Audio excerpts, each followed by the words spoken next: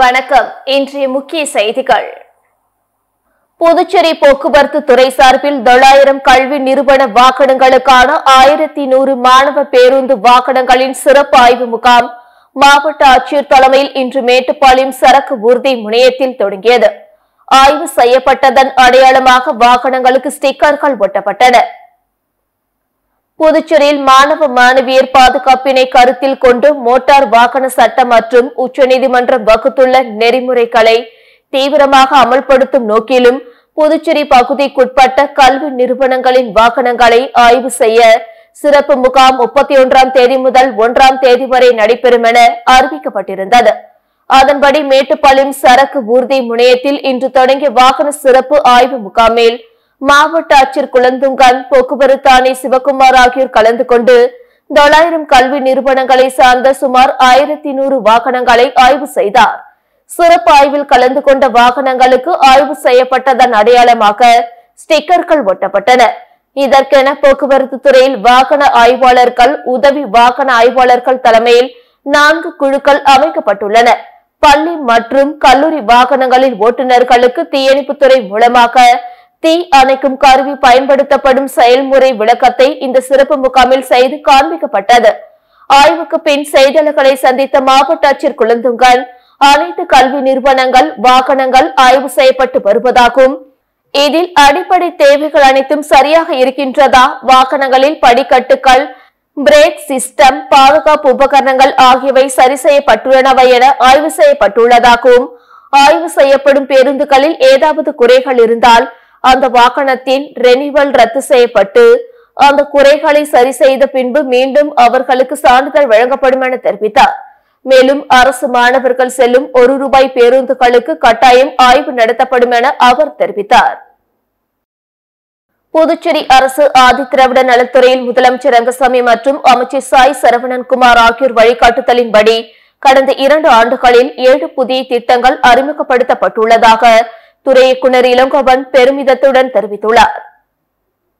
புதுச்சேரி அரசு ஆதிதிராவிடர் மற்றும் பழங்குடியினர் நலத்துறையின் கீழ் செயல்படும் விடுதிகளில் சமையல் கலைஞர்களாக பணியாற்றிய அலமேலு மற்றும் பன்னீர்செல்வம் ஆகியோரின் பணி நிறைவு பாராட்டு விழா களித்தீர்த்தல் குப்பம் பகுதியில் அமைந்துள்ள ஆதிதிராவிடர் நலத்துறை மாணவர் விடுதியில் நடைபெற்றது.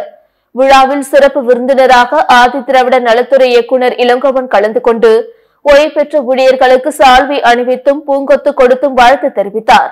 தொடர்ந்து விழாவில் பேசிய இயக்குநர் இளங்கோவன், முதலமைச்சர் ரங்கசாமி மற்றும் அமைச்சர் சாய் சரவணன்குமார் ஆகியோரின் வழிகாட்டுதலின்படி ஆதிதிராவிடர் நலத்துறை மிக சிறப்பாக செயல்பட்டு வருகிறது என தெரிவித்தார். கடந்த 2 ஆண்டுகளில் மாணவர்களின் கல்வி ஊக்கத்தொகை ₹1000 ₹5000 ஆகவும் ₹2000 8000 உயர்த்தப்பட்டுள்ளது என்றார். மேலும் டாக்டர் அம்பேத்கர் பிறந்த இடத்திற்கு சுற்றுலா கொண்டு செல்வது, விடுதி மாணவர்களின் 5 ஆண்டு கோரிக்கையான அசைவ உணவு உட்பட பல்வேறு முன்னெடுப்புகளை ஆதிதிராவிட நலத்துறை செய்து வருகிறது என குறிப்பிட்டார். இந்த நிகழ்ச்சியில் ஆதிதிராவிட நலத்துறை கண்காணிப்பாளர் வேல்முருகன், துறை அதிகாரிகள் மற்றும் விடுதி காப்பாளர்கள் உட்பட மாணவர்கள் கலந்து கொண்டனர். விவசாய பட்டதாரிகள் மற்றும் விவசாய சான்றிதழ் பயிற்சி முடித்தவர்களுக்கு மானியத்துடன் வேளாண் சுயதொழில் தொடங்க விண்ணப்பங்கள் வழங்கப்படுகின்றன. இது தொடர்பாக வேளாண் மற்றும் விவசாயிகள் நலத்துறை கூடுதல் இயக்குநர் வெளியிட்டுள்ள செய்திக்குறிப்பில், தட்டாஞ்சாவடியில் இயங்கும் கூடுதல் வேளாண் இயக்குநர் அலுவலகம் உள்ளது. இதன் மூலமாக வேலையில்லா விவசாய பட்டதாரிகள் மற்றும் விவசாய சான்றிதழ் பயிற்சி முடித்தவர்கள் வேளாண் சுயதொழில் மற்றும் வேளாண் தொழில்நுட்ப ஆலோசனை நிலையம் துவங்குவதை ஊக்குவிக்கிறது. அந்த வகையில் பொது பிரிவினருக்கு 65% மானியம், அட்டவணை பிரிவினருக்கு 100% மானியம் வீதம், பட்டதாரிகளுக்கு ₹3 லட்சம் மிகாமலும், விவசாய சான்றிதழ் பயிற்சி முடித்தவர்களுக்கு ₹75,000 மிகாமலும் வழங்கும் திட்டம் செயல்படுத்தப்படுகிறது. இத்திட்டத்தில் சேர ஆர்வமுள்ள தகுதியானவர்கள் விண்ணப்பங்களை அந்தந்த பகுதியில் உள்ள உழவர் உதவியக வேளாண் அலுவலரிடம் பெற்றுக் கொள்ளலாம் என குறிப்பிடப்பட்டுள்ளது. மதகடிப்பட்டு மேம்பாலம் 4 முனை சந்திப்பில் சிசிடிவி கேமராவை Angalan MLA, police SP Vamsatha Reddy ஆகியோர் இயக்கி வைத்தனர். திருப்பூணி தொகுதியில் முக்கிய இடங்களில் குற்றம் மற்றும் விபத்துக்களை தடுக்க சிசிடிவி கேமரா பொருத்த அங்காளன் எம்எல்ஏ நடவடிக்கை மேற்கொண்டார். அதன்படி முதல் கட்டமாக திருப்பூணி தொகுதி கொத்தபுரி நத்தம் 3 முனை சந்திப்பில் புதிதாக அமைக்கப்பட்ட சிசிடிவி கேமராவை எம்எல்ஏ மற்றும் எஸ்பி ஆகியோர் கடந்த 24ஆம் தேதி இயக்கி வைத்தனர். இரண்டாம் கட்டமாக மதகடிப்பட்டு மேம்பாலம் 4 முனை சந்திப்பில் அமைக்கப்பட்ட சிசிடிவி கண்காணிப்பு கேமரா திறப்பு விழா நேற்று நடந்தது. அங்காளன் எம்எல்ஏ, புதுச்சேரி மேற்கு பகுதி போலீஸ் எஸ்பி வம்சித ரெட்டி ஆகியோர் சிசிடிவி கேமராவை இயக்கி வைத்தனர். இந்த நிகழ்ச்சியில் நெட்டப்பாக்கம் இன்ஸ்பெக்டர் கீர்த்தி வர்மன், திருபுவனை சப் இன்ஸ்பெக்டர் கதிரேசன் உட்பட பலர் கலந்து கொண்டனர். புதுச்சேரியில் இணையவழி மூலம் 3 பேரிடம் பண மோசடியில் ஈடுபட்ட கும்பலை சைபர் கிரைம் போலீசார் தேடி வருகின்றனர். முத்தியால்பேட்டை சேர்ந்த நபருக்கு அவரது நண்பரின் பெயரில் இன்ஸ்டாகிராமில் குறுஞ்செய்தி வந்தது. அதில் அவசர உதவிக்கு பணம் தேவைப்படுகிறது, கீழே உள்ள QR குறியீடு மூலம் அனுப்பவும் என தெரிவிக்கப்பட்டிருந்தது. இதை உண்மை என நம்பிய நபர் 12,000 ரூபாய் அனுப்பியுள்ளார். பின் நண்பரை தொடர்பு கொண்டு பணம் அனுப்பியது குறித்து தெரிவித்த போது அவர் பணம் எதுவும் கேட்கவில்லை என தெரிவித்தார். அதன் பிறகே மோசடி கும்பலிடம் ஏமாந்தது தெரிய வந்தது. வெங்கடா நகரை சேர்ந்த பெண் ஒருவர் இன்ஸ்டாகிராமில் வந்த விளம்பரத்தை பார்த்து 1000 ரூபாய்க்கு துணி ஆர்டர் செய்து ஏமாந்தார். புதுச்சேரியை சேர்ந்த நபர் திருப்பதி சிறப்பு தரிசனம் டிக்கெட் பெறுவதற்கு ஆன்லைனில் 1700 ரூபாய் அனுப்பி ஏமாந்தார். இது தொடர்பாக சைபர் கிரைம் போலீசார் வழக்கு பதிந்து விசாரித்து வருகின்றனர். புதுச்சேரியில் மது கடைகளுக்கான லைசன்ஸ் கட்டணம் 10 ஆண்டுகளுக்கு பிறகு உயர்த்தப்பட்டுள்ளது.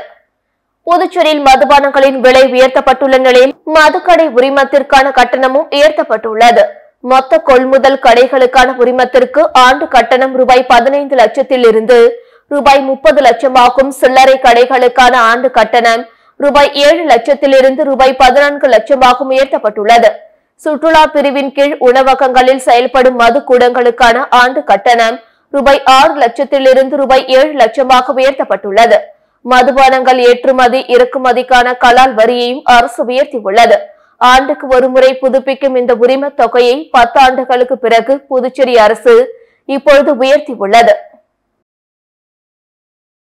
புதுச்சேரியில் நேற்று நடந்த மாவட்ட மக்கள் நீதிமன்றத்தில் 3 வழக்குகளுக்கு தீர்ப்பு காணப்பட்டது.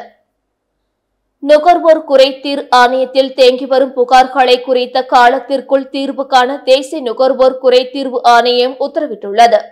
அதன்படி புதுச்சேரியில் மாவட்ட நுகர்வோர் ஆணைய தலைவர் முத்துவேல் தலைமையில் உறுப்பினர்கள் சுவிதா, ஆறுமுகம் ஆகியோர் கொண்ட மக்கள் நீதிமன்றம் நேற்று நடந்தது.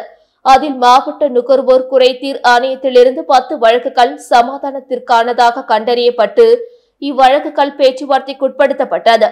அதில் 3 வழக்குகளில் உடன்படிக்கை ஏற்பட்டு தீர்வு காணப்பட்டு வழக்காளிகளுக்கு ரூபாய் 11,57,200 ரூபாய் வழங்கப்பட்டது. நிகழ்ச்சியில் மூத்த வழக்கறிஞர்கள் கோவிந்தராஜி, பாலாஜி, வேல்முருகன், அம்பலவாணன், சட்டக்கல்லூரி மாணவர்கள், வங்கி அதிகாரிகள், காப்பீட்டு நிறுவன அதிகாரிகள் உள்ளிட்டோர் கலந்து கொண்டனர். நிகழ்ச்சி ஏற்பாடுகளை நுகர்வோர் குறைதீர் ஆணைய பதிவாளர் விஜயா மற்றும் ஊழியர்கள் செய்திருந்தனர். திருப்பட்டினம் கீழையூர் பழமை வாய்ந்த மழை மாரியம்மன் கோயில் பூச்சொரிதல் விழாவில் ஏராளமான பக்தர்கள் கலந்து கொண்டு சாமி தரிசனம் செய்தனர். காரைக்கால் மாவட்டம் திருப்பட்டினம் பகுதியில் பொய்யான மூர்த்தி ஐயனார் தேவஸ்தானத்திற்கு உட்பட்ட பழமை வாய்ந்த கீழையூர் மழை மாரியம்மன் கோயில் அமைந்துள்ளது. கோயிலில் ஆண்டுதோறும் வைகாசி மாதத்தில் தேமிதி திருவிழா வெகு விமர்சையாக நடைபெறுவது வழக்கம். இந்த ஆண்டு தேமிதி திருவிழாவையொட்டி இன்று விக்னேஸ்வர பூஜை மற்றும் பூச்சொரிதலுடன் தேமிதி திருவிழா துவங்கியது. பூச்சொரிதல் நிகழ்ச்சியொட்டி அம்மனுக்கு மஞ்சள், திரவிய பொடி, பால், தயிர், சந்தனம் உள்ளிட்ட பல்வேறு வாசனை திரவியங்களால் அபிஷேகம் செய்யப்பட்டு மகா தீபார்த்தனை காண்பிக்கப்பட்டது. இதன் பின்னர் பூச்சொரிதல் நிகழ்ச்சி நடைபெற்றது. இந்நிகழ்ச்சியில் பொய்யான மூர்த்தி ஐயனார் தேவஸ்தான அறங்காவல் குழுவின் தலைவர் ராஜேந்திரன் மற்றும் அறங்காவல் குழுவினர் உள்ளிட்ட ஏராளமான பக்தர்கள் கலந்து கொண்டு சாமி தரிசனம் செய்தனர். திருவிழாவின் முக்கிய நிகழ்ச்சியான தேமிதி திருவிழா வரும் ஜூன் 2ஆம் தேதி நடைபெற உள்ளது. முனைவர் பவானி பரசுராமன் எழுதிய பிரெஞ்சு இந்திய விடுதலை போராட்டமும் தியாகி துரை முனுசாமியும் என்ற நூல் வெளியீட்டு விழா தமிழ் சங்கத்தில் நடைபெற்றது. யாதவ முன்னேற்றம் சங்கம் சார்பில் தியாகி துரை முனுசாமி நூற்றாண்டு விழா புதுவை தமிழ் சங்கத்தில் நடந்தது. விழாவிற்கு சங்க தலைவர் ரவி தலைமை தாங்கினார். செயலாளர் மூர்த்தி வரவேற்றார். சிறப்பு அழைப்பாளர்களாக பொதுப்பணித்துறை அமைச்சர் லட்சுமி நாராயணன், எதிர்க்கட்சி தலைவர் சிவா ஆகியோர் கலந்து கொண்டு முனைவர் பவானி பரசுராமன் எழுதிய பிரெஞ்சு இந்திய விடுதலை போராட்டமும் தியாகி துரை முனுசாமியும் என்ற நூலை வெளியிட்டனர். விழாவில் வேணுகோபால், புதுவை தமிழ்சங்க செயலாளர் மோகன்தாஸ், முனைவர் பூங்குழலி பெருமாள், பவானி பரசுராமன் ஆகியோர் வாழ்த்துரை வழங்கினர். விழாவில் மாணவர்களுக்கு ஊக்கத்தொகை, நலிந்த குடும்பங்களுக்கு நலத்திட்ட உதவிகள் வழங்கப்பட்டது. சங்க பொருளாளர் வரதராசு நன்றி கூறினார். புதுச்சேரி காவல்துறையில் சப் இன்ஸ்பெக்டர்கள் உட்பட 9 பேர் அதிரடியாக இடமாற்றம் செய்யப்பட்டுள்ளனர். புதுச்சேரி காவல்துறையில் சப் இன்ஸ்பெக்டர்கள் பாபு சிபிசிஐடியிலிருந்து சிசிஆருக்கும், சந்திரசேகரன் போக்குவரத்து தெற்கிலிருந்து கரையாம்பத்தூர் புறக்காவல் நிலையத்திற்கும், அன்பழகன் ரெட்டியார்பாளையம் போலீஸ் நிலையத்திலிருந்து சிக்மாவிற்கும், உதவி சப் இன்ஸ்பெக்டர் கலியமூர்த்தி கரையாம்பத்தூரிலிருந்து சிசிஆருக்கும் இடமாற்றம் செய்யப்பட்டுள்ளனர். மேலும் 3 தலைமை காவலர், 3 போலீசார் இடமாற்றம் செய்யப்பட்டுள்ளனர். இதற்கான உத்தரவை போலீஸ் தலைமையக எஸ்பி சுபம் கோஷ் பிறப்பித்துள்ளார். புதுச்சேரி அருகே அடையாளம் தெரியாத வாகனம் மோதி புள்ளிமான் இறந்தது தொடர்பாக போலீசார் விசாரணை மேற்கொண்டு வருகின்றனர். புதுச்சேரி கடலூர் சாலை கிருமாம்பாக்கத்தில் தனியார் பொறியியல் கல்லூரி அருகே நேற்றிரவு புள்ளிமான் ஒன்று அடையாளம் தெரியாத வாகனம் மோதி விபத்தில் அடிபட்டு கிடப்பதாக இருமாம்பாக்கம் போக்குவரத்து போலீசாருக்கு தகவல் கிடைத்தது. சம்பவ இடத்திற்கு சென்ற போக்குவரத்து போலீசார் உயிரிழந்து கிடந்த புள்ளிமானை பார்வையிட்டு வனத்துறைக்கு தகவல் தெரிவித்தனர். வனத்துறையினர் இறந்த மானை கைப்பற்றி பிரேத பரிசோதனைக்கு கொண்டு சென்றனர். மரங்கள் அடர்ந்த வனப்பகுதியில் இருக்கக்கூடிய புள்ளிமான்கள் எப்படி கிருமாம்பாக்கம் பகுதியில் வந்தது என்று தெரியவில்லை. ஏற்கனவே இந்த பகுதிகளில் காட்டு பன்றிகள், முள்ளம் பன்றிகள் நடமாட்டம் இருப்பதாக கூறப்படும் நிலையில் தற்பொழுது புள்ளிமான் சாலையில் அடிபட்டு இறந்து கிடந்தது இச்சம்பவம் அப்பகுதியில் பரபரப்பை ஏற்படுத்தியுள்ளது. இச்சம்பவம் குறித்து வனத்துறையினர் விசாரணை நடத்தி வருகின்றனர். உழற்கரை நகராட்சிக்குட்பட்ட பகுதிகளில் வீட்டு வரி மற்றும் சொத்து வரிகளை நிலுவையின்றி செலுத்துமாறு உழற்கரை நகராட்சி ஆணையர் சுரேஷ்ராஜ் அறிவுறுத்தியுள்ளார்.